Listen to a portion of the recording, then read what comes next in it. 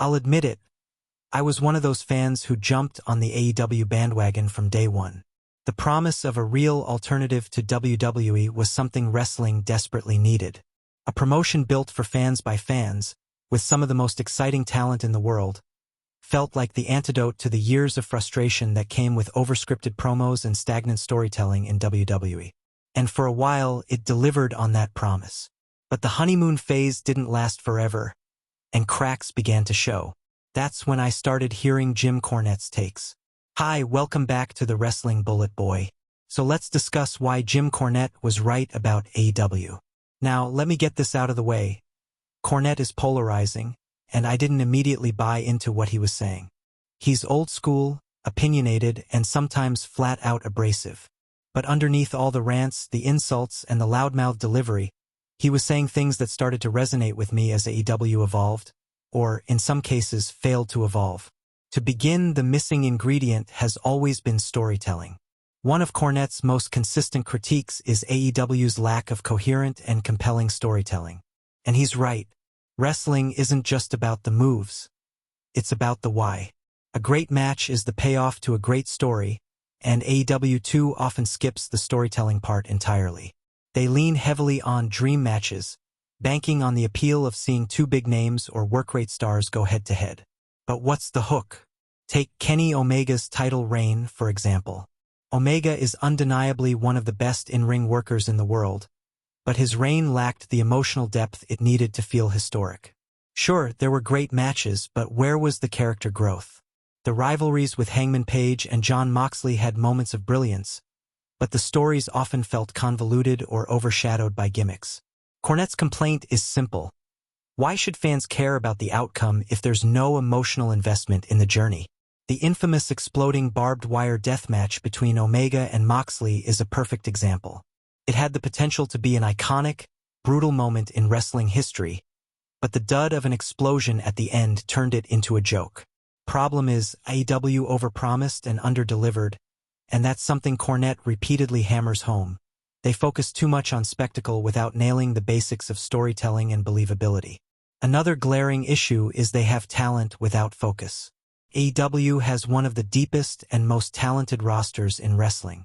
But Cornette has pointed out time and time again that having a stacked roster means nothing if you don't know how to use it.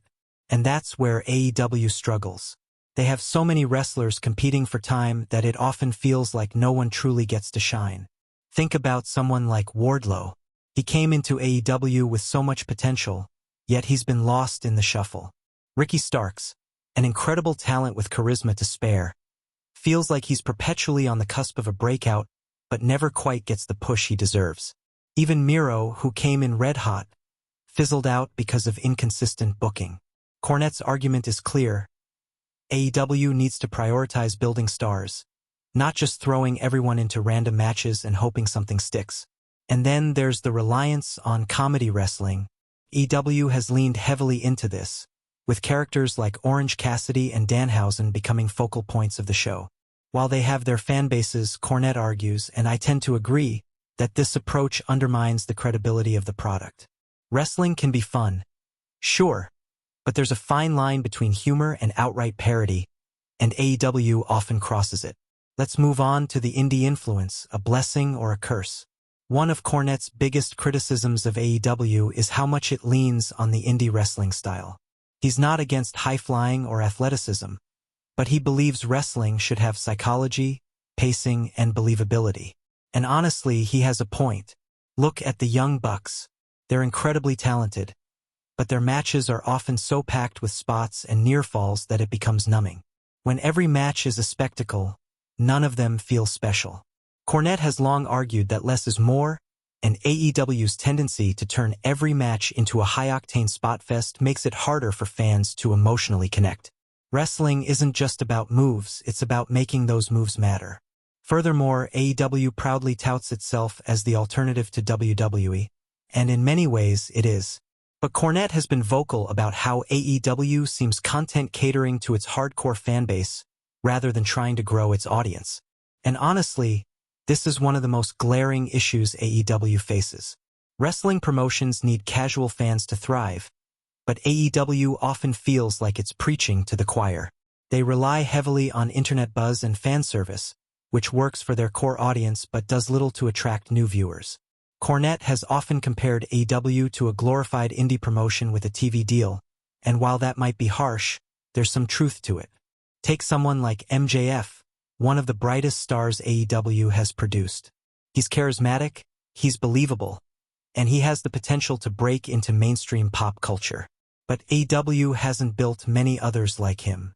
While WWE has a track record of creating larger-than-life stars, AEW often feels more focused on catering to niche tastes than building a roster of household names. Now, Jim Cornette isn't always right. He's old school, he's opinionated, and he sometimes dismisses things that work for modern fans. But when it comes to AEW, his critiques aren't baseless. He wants wrestling to thrive, and his frustrations stem from watching a promotion with so much potential fall into avoidable traps. AEW has the talent, the platform, and the resources to be the revolutionary force it set out to be. But until it prioritizes storytelling, focuses on building stars, and learns to balance spectacle with substance, it will struggle to reach the heights it's capable of.